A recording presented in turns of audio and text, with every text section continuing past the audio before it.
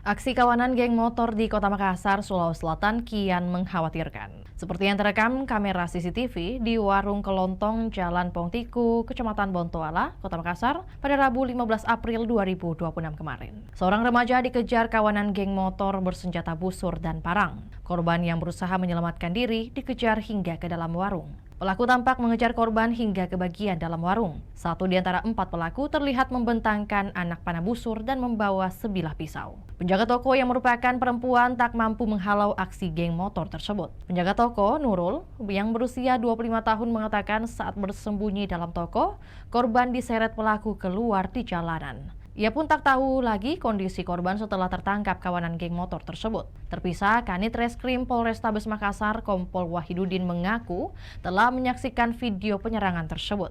Wahid mengaku belum dapat memastikan para pelaku apakah termasuk geng motor atau bukan. Saat ini kasus itu, kata dia, sementara diselidiki unit Reskrim Polsek Bontoala. Untuk saat ini petugas dari Polsek yang terdekat dari TKP masih mendalami itu dan masih mendalami bukti-bukti di lapangan. Selain itu, Wahid juga mengaku penyelidik masih mencari tahu kondisi korban akibat penyerangan tersebut. Itulah tadi berita Hot News kita pada hari ini. Saksikan berita Hot News lainnya hanya di kanal YouTube dan Facebook Tribun Timur.